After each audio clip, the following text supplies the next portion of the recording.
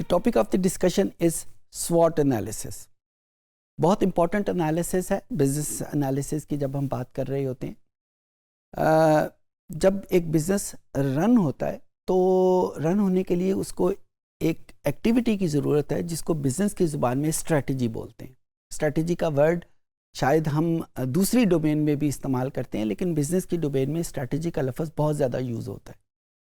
अच्छा, जितना ज़्यादा ये यूज़ होता है इसके मीनिंग्स उतने ही ज़्यादा मिक्सअप हुए हैं, मुबहिम हैं, हमें समझ नहीं आती कि ये स्ट्रैटेजी चीज़ क्या है। तो मैं एक बड़ी छोटी सी एग्जांपल से पहले स्ट्रैटेजी को आपके सामने क्लियर करता हूँ और फिर उसके बाद इसकी एप्लीकेशन की तरफ आएंगे। लेट्स से हमारे पास एक दुकान है, हमने दुकान ओपन की है, तो हमारा बेसिक ऑब्जेक्टिव था कि by the end of the each day हमारे पास 100,000 रुपीज़ हमारी जेब में मौजूद होने चाहिए रोज़ाना। एक ऑब्जेक्टिव है, ठीक है, हाइपोथेटिकली मैं बात कर रहा हूँ। जब वो दुकान चल रही होती है, हमारा ऑब्जेक्टिव जो है वो रोज़ाना मीट हो रहा है, हमारे पास 100,000 रुपीज़ जेब में मौजूद होते हैं रोज़ाना। एक दिन ऐसा आता है कि वो 100,000 रुपीज़ की बजाय 900 रुपीज़ हमारे जेब में आ जाते हैं, यानी प्रॉफिट है लेकिन प्रॉफिट ज़रा कम हो गया। उसी वक्त हमारे दिमाग में घंटियाँ बजनी शुरू हो जाएंगी, पेट में दर्द होना शुरू हो जाएगा कि ऐसा क्या हुआ कि मेरा प्रॉफिट कम हो गया। अब उस प्रॉफिट को कंटिन्यू करने के लिए हम कुछ स्टेप्स लेना चाहेंगे ताकि ये प्रॉफिट रिकवर भी हो जाए और आइंदा कभी ये प्रॉफिट कम ना हो। हम कोई डिस्काउंट दे सकते हैं, हम कोई लॉयल्टी कार्ड्स इशू कर सकते हैं, हम एडवर्टीजमेंट ज़्यादा कर सकते हैं। मुख्तलिफ़ किस्म के इसके टैक्टिक्स हैं जो कि हम कर सकते हैं यहाँ पे। लेकिन इम्पॉर्टेंट बात यह है कि ये ट्रिगर कब हुआ कि जब हमें ये डर हुआ कि हमारा प्रॉफिट कम हो रहा है, क्योंकि बिजनेस की बेसिक डेफिनेशन जो है वो प्रॉफिट अर्निंग है। So strategy is the name of that activity जो हम अपने प्रॉफिट की कंटिन्यूटी को इंश्योर करने के लिए यूज़ करते हैं। कोई भी एक्टिविटी, किसी भी किस्म की एक्टिविटी, उसको एक एक्टिविटी भी हो सकती है, नंबर ऑफ एक्टिविटीज़ भी हो सकती हैं, लेकिन इम्पॉर्टेंट बात जो याद रखने की है कि स्ट्रेटजी हर उस एक्टिविटी को कहेंगे जो हम अपने प्रॉफिट की कंटिन्यूटी को इंश्योर करते हैं। इसमें इम्पॉर्टेंट बात जो याद रखने की है, प्रॉफिट, फिर उसकी कंटिन्यूटी और फिर उसकी श्योरिटी। सो प्रॉफिट की कंटिन्यूटी को इंश्योर करने के लिए जो भी हम एक्टिविटी करेंगे that is called as strategy.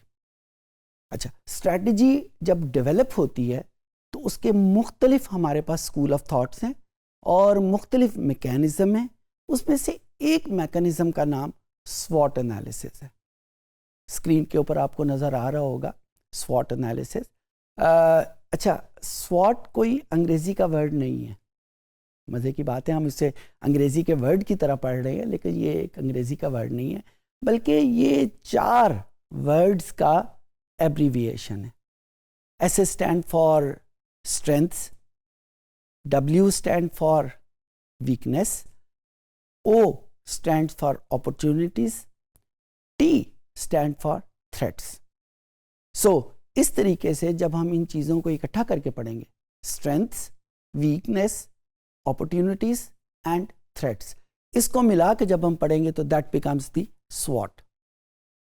जब हम स्ट्रेंथ की बात करते हैं तो जाहिर बात है कि हमारे बिजनेस की स्ट्रेंथ क्या है, हमारे बिजनेस की प्लस पॉइंट क्या है, हम किस तरीके से कस्टमर को अट्रैक्ट करते हैं, हम किस तरीके से अपनी प्रोडक्ट को ज़्यादा बेचते हैं। वीकनेसेस, वो कौन से पॉइंट्स हैं जिनकी वजह से हम अपने कस्टमर को लूज़ कर सकते हैं, वो कौन से पॉइंट्स हैं जब हमारी प्रोडक्ट उस तरीके से नहीं बिकती जिस तरीके से हमारी कंपेटिटर की प्रोडक्ट्स जो हैं वो बिक रही हैं। कौन सी अपॉर्चुनिटीज़ मार्केट में हमारे पास अवेलेबल हैं जिनको हम टैप कर सकते हैं, जिनको हम यूज़ ऑलरेडी कर रहे हैं या जिनको हम लूज़ कर रहे हैं। सिमिलरली हमारे बिजनेस को फंक्शन करने के लिए कौन से थ्रेट्स मार्केट में अवेलेबल हैं।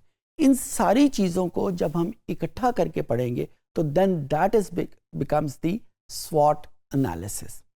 ओके, यहाँ पे एक बहुत इम्पॉर्टेंट नुक्ता है, आई डोंट नो आपके जहन में ये नुक्ता आया है या नहीं है।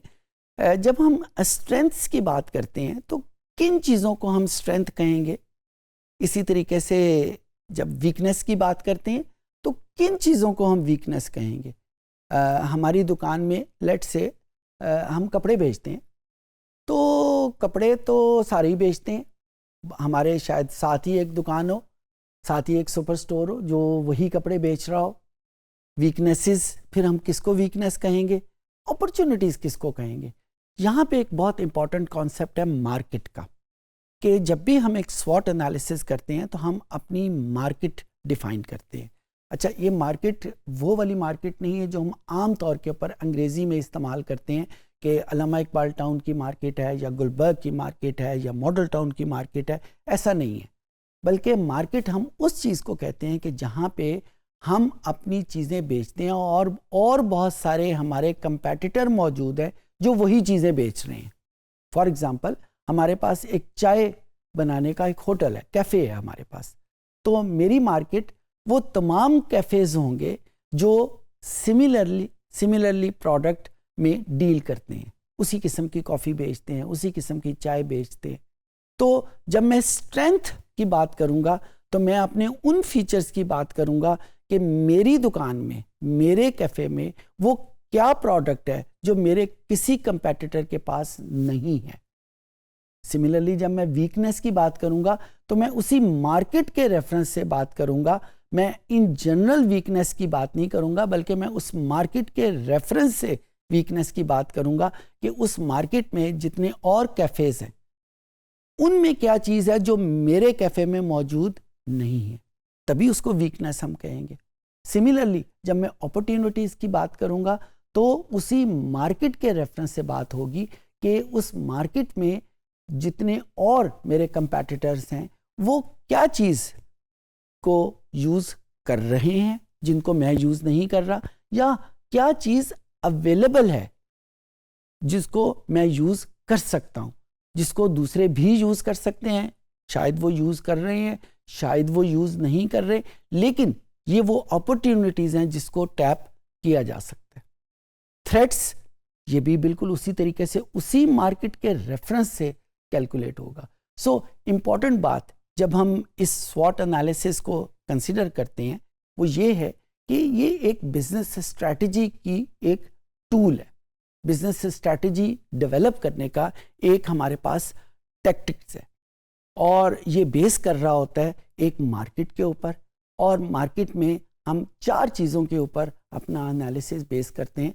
First, what are our strengths, then what are our weakness, what are the opportunities available in the market and what are the threats. एक स्टेप आगे बढ़ते हैं।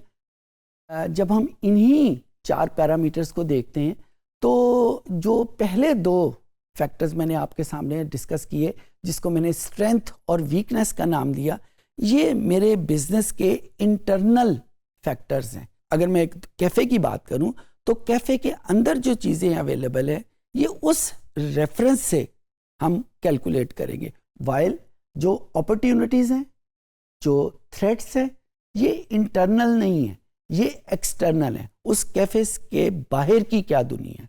सो यहाँ पे जब हम स्वॉट एनालिसिस कर रहे हैं तो हम अपने बिजनेस को 2 डायमेंशन में स्टडी कर रहे हैं। एक डायमेंशन इंटरनल है और एक डायमेंशन जो है वो एक्सटर्नल है, और इन दोनों डायमेंशंस को मिला के हम एक तस्वीर बनाते हैं कि हम अपने प्रॉफिट की कॉन्टिन्यूटी को किस तरह इंश्योर कर सकते हैं। जाहिर है जब हम अपनी स्ट्रेंथ के ऊपर ज़्यादा फोकस करेंगे, हमारे प्रॉफिट की कॉन्टिन्यूटी जो है वो उसकी श्योरिटी और ज़्यादा पक्की हो जाएगी। जब हम अपनी वीकनेस का हमें पता चल जाएगा कि दीज आर आवर वीकनेसेस, तो हम उसको ख़त्म करने के बारे में भी सोचना शुरू कर दें। अगर हमें पता ही नहीं है कि हमारे कंपेटिटर में ये चीज़ें मौजूद हैं और मेरे पास ये चीज़ें मौजूद नहीं हैं, तो मैं किस तरीके से अपने प्रॉफिट की कॉन्टिन्यूटी को इंश्योर करूँगा। अपॉर्चुनिटीज़ ये हमारी और थ्रेट्स जो हैं ये हमारे दोनों एक्सटर्नल फैक्टर्स में आते हैं, और जब तक हमारे पास मार्केट का कॉन्सेप्ट नहीं है हम ना तो अपनी स्ट्रेंथ को कैलकुलेट कर सकते हैं, ना वीकनेसेस को कैलकुलेट कर सकते हैं, ना ही हमारे पास अपॉर्चुनिटीज़ का कोई कॉन्सेप्ट है, ना ही थ्रेट्स का। I hope you can understand it.